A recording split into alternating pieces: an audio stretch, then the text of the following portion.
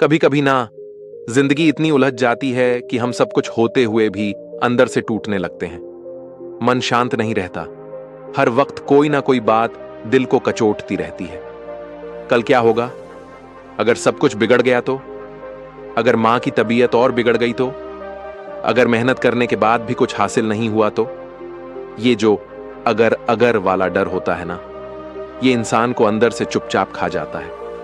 हम बाहर से मुस्कुराते हैं, लोगों से बात करते हैं, लेकिन भीतर एक अनकही घुटन होती है जो किसी को नजर नहीं आती।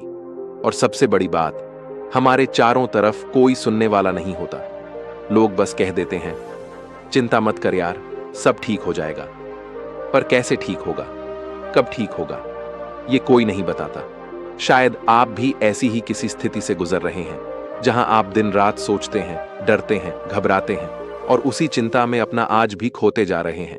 लेकिन एक बात याद रखना, कभी कभी जीवन में उत्तर तब मिलते हैं जब हम सबसे थक हार कर एक अजनबी की बात को दिल से सुनते हैं। और आज मैं आपको एक ऐसे ही लड़के की सच्ची कहानी सुनाने जा रहा हूं, जिसका जीवन चिंता से घिरा हुआ था, लेकिन फिर उसके जीवन में ऐसा कुछ हुआ जिसने उसका पूरा नजरिया ही बदल दिया।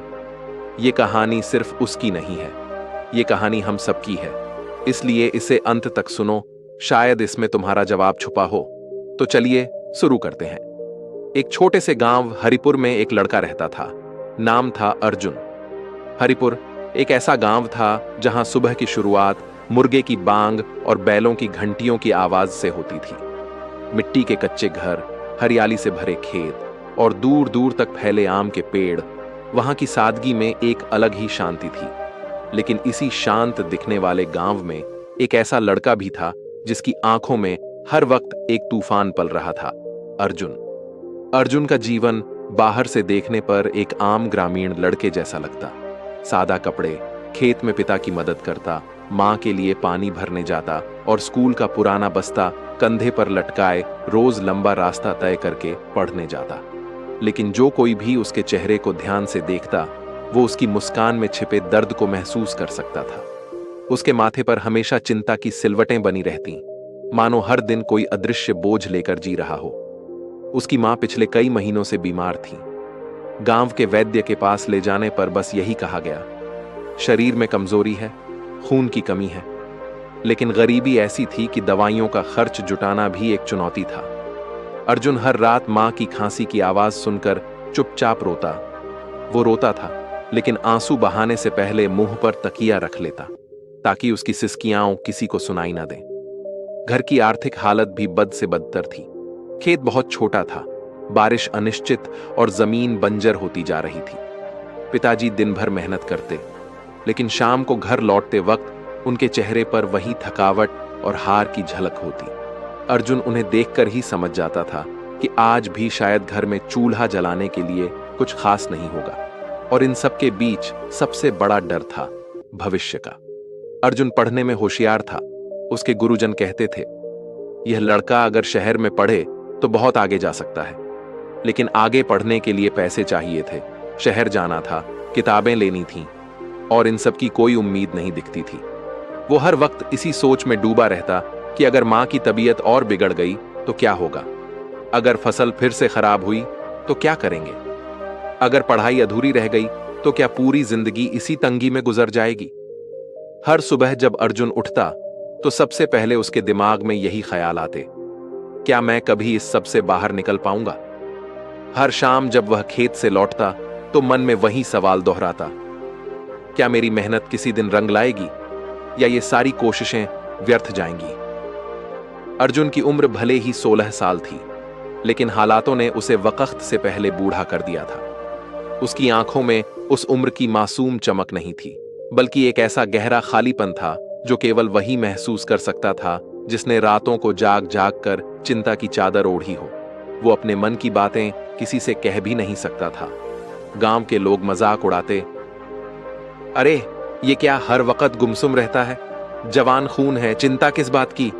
लेकिन कौन समझता कि अर्जुन की चिंता उसका शौक नहीं, उसकी मजबूरी थी, उसका रोज का सच थी। उसका जीवन किसी तूफान से कम नहीं था।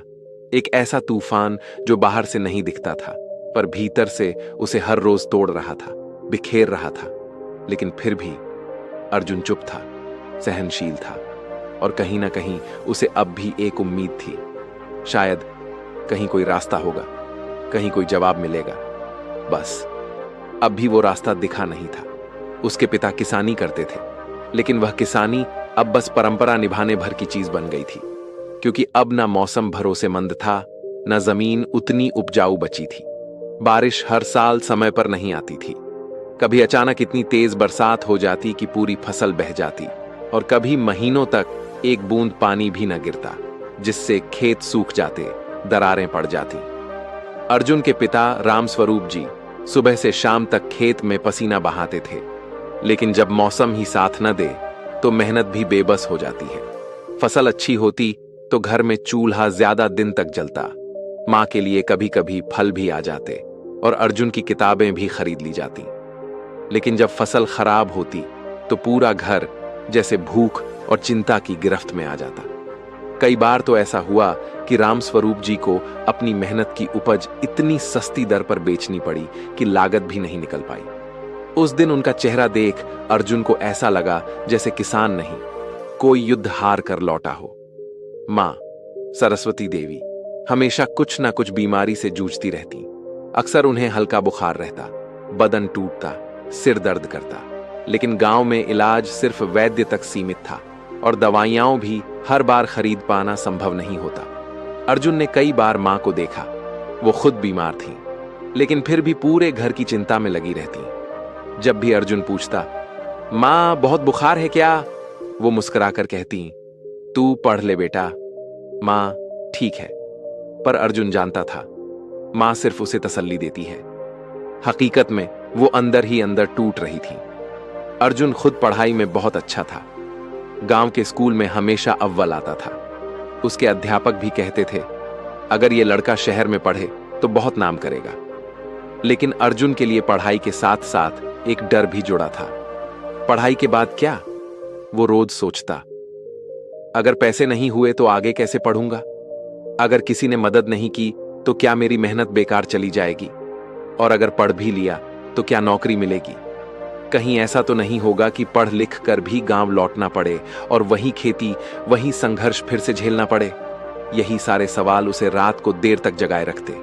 वो लेट तो जाता, लेकिन नींद दूर दूर तक नहीं होती।